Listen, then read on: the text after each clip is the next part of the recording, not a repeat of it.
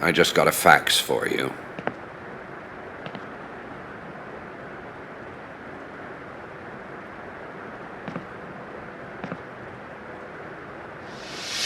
Thanks, Noland. Mr. Noland, this Rogatory Commission henceforth gives me all the powers attached to an official investigator of this case. I would like you to pass on this information to everyone on this island.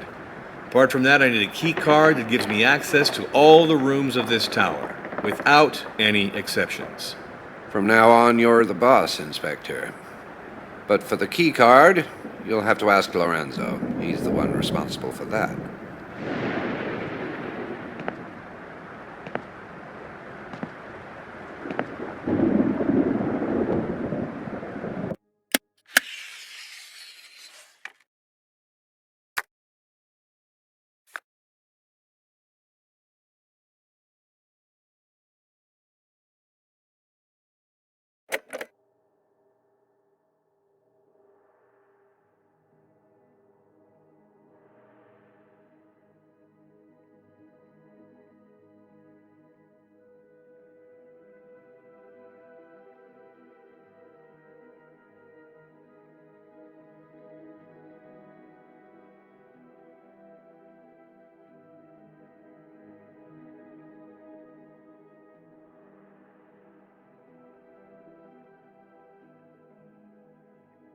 Walter Jones was certainly murdered. The bullet in the middle of his chest didn't leave him a chance. So he was still alive after his fall from the edge. It's the impact of the bullet that made him fall lower down.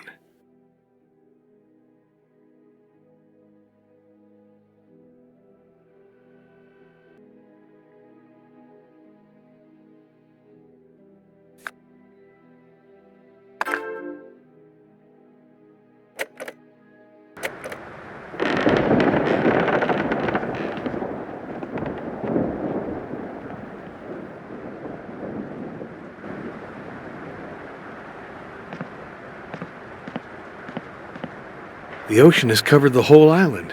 There's something on this windowsill. Well, well, small bits of wood encrusted in the cement of the library windowsill.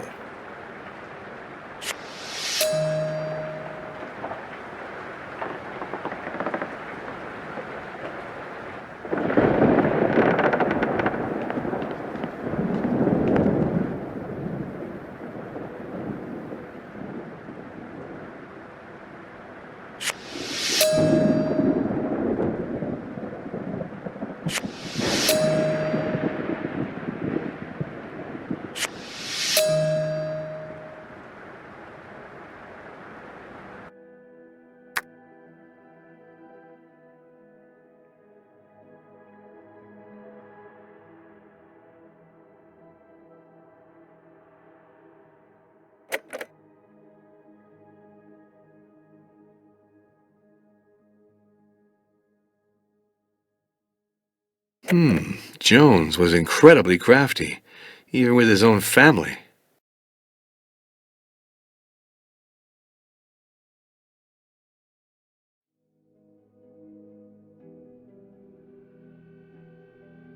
They made some sort of arrangement, that's certain.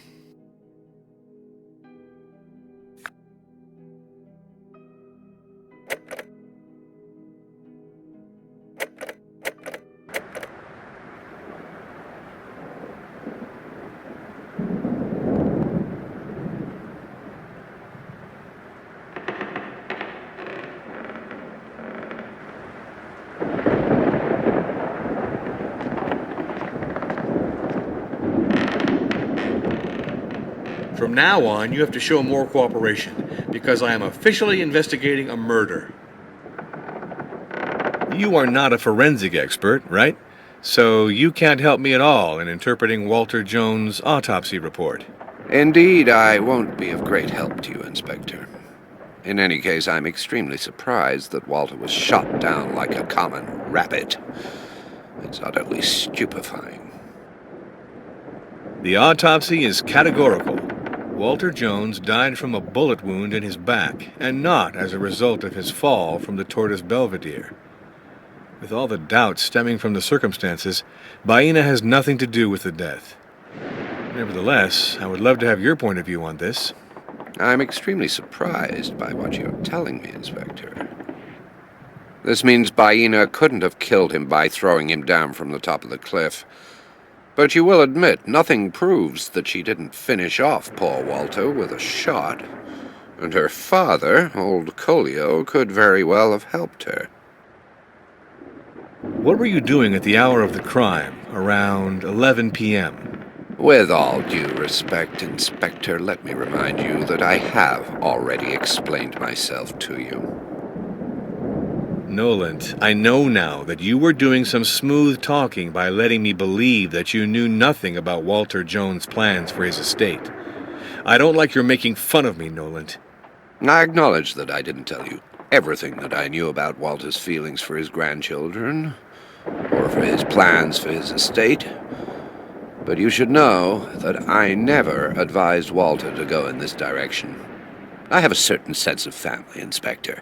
This letter dates back a while. Walter was still confiding in me at that time. If the heirs had thought of inheriting, it seems they're off to a rather rocky start. What do you think? I'll be frank with you, Inspector. Walter Jones was a man I esteemed and respected.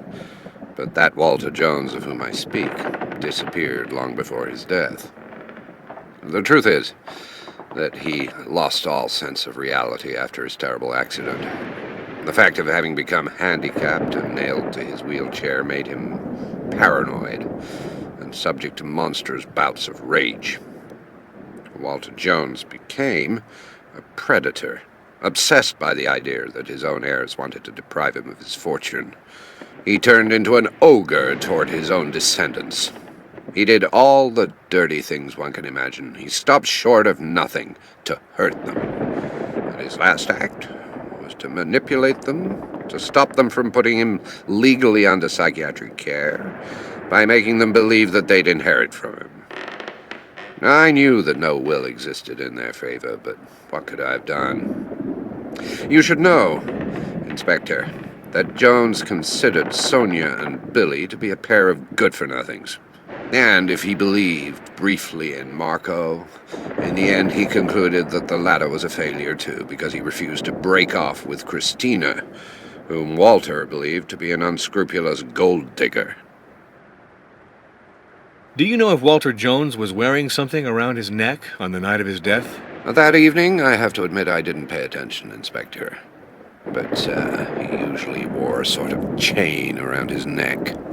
Thank you for the information.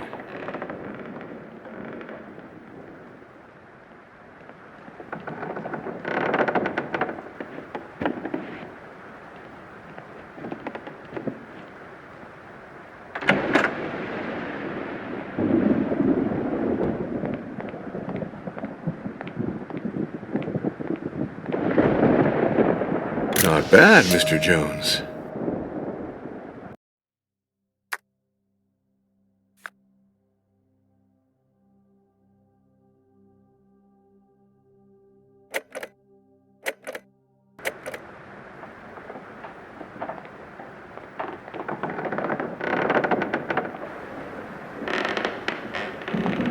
The ocean has covered the whole island.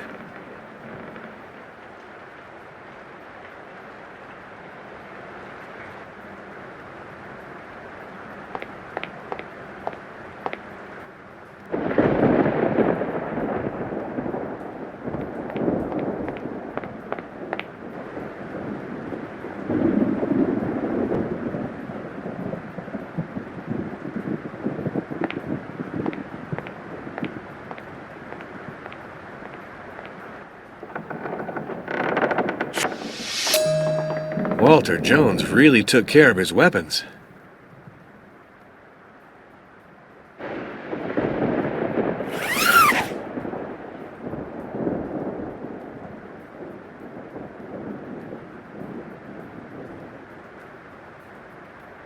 The caliber of this ammunition is not the same as that of the bullet that was found in Walter Jones's body.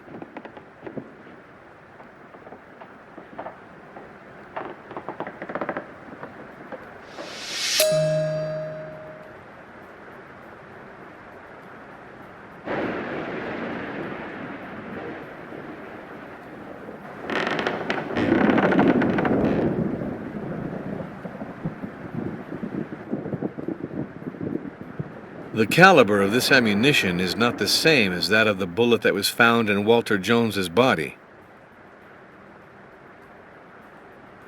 The caliber of this ammunition is not the same as that of the bullet that was found in Walter Jones's body.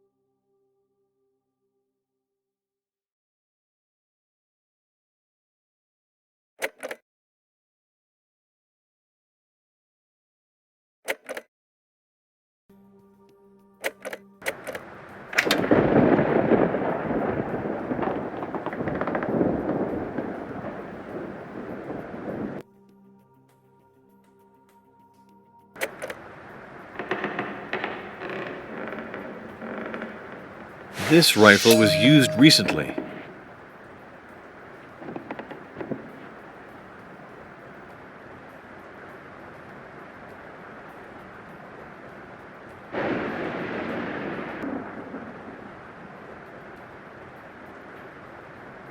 This rifle was used not long ago. No trace. No trace. No trace.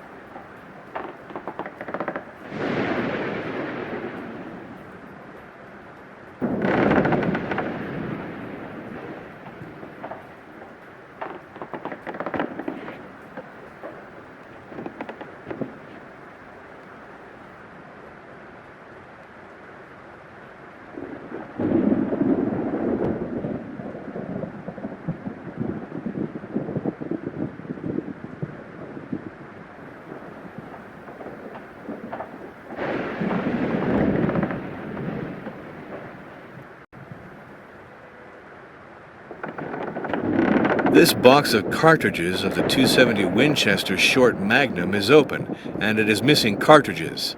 7.03 millimeter caliber. Just like the bullet that killed Jones. I only have to find the weapon that could have shot this bullet. This rifle was bolted and is the only weapon of the right caliber which still has traces of powder.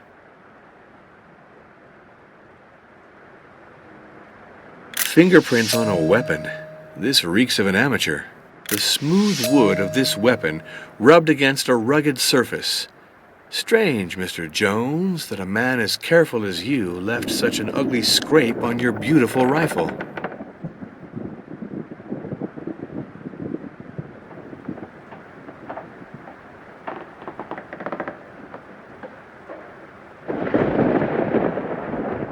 The wood of the stock is still dripping with flax oil.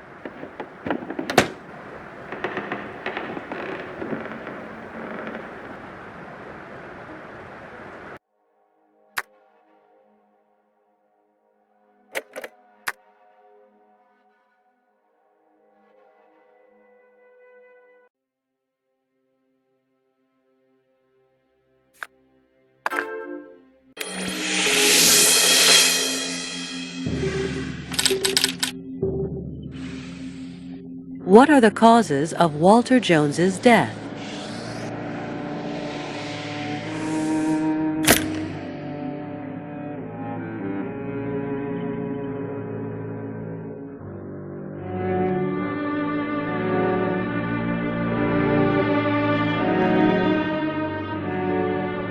Walter Jones is dead from a bullet in the back that perforated his right lung.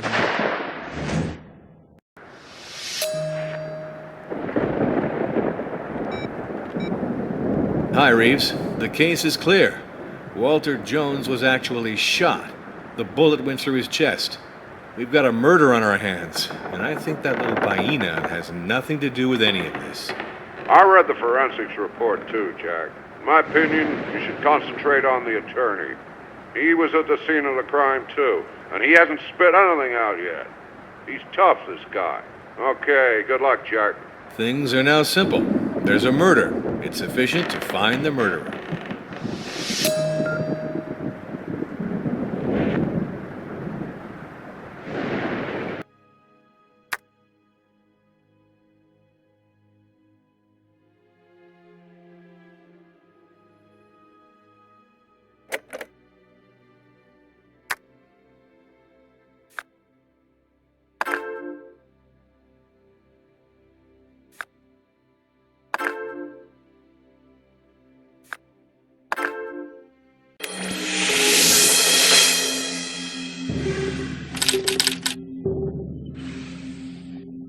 What was the weapon of the crime?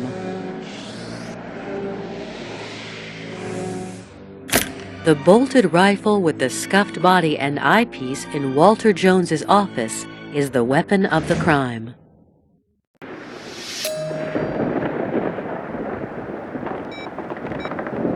Killed by one of his own weapons. How ironic.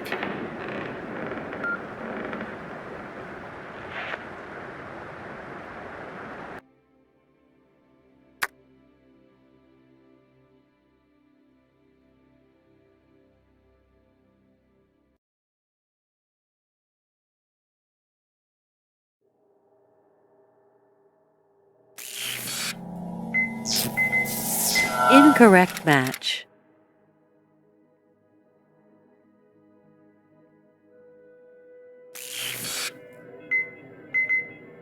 Correct match.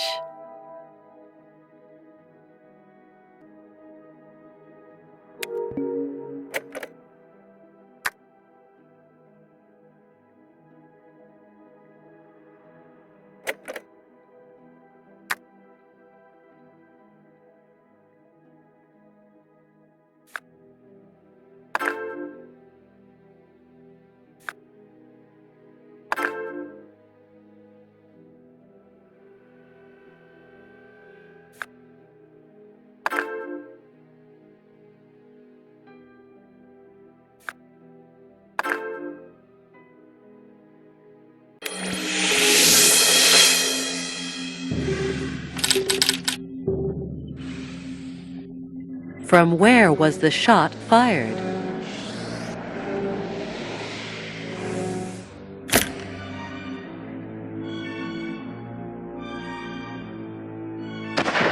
The shot was fired from the window of Walter Jones's library.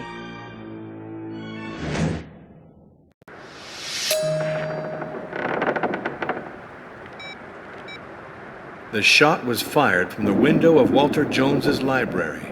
Hey, I'm proud of you. Very good work, Jack. From 200 meters in the middle of a storm? Your murderer has to be a top-class shot to succeed with a shot like that. That's for sure. It's a real distance in the middle of the night, even if there was lightning. He's a master shot.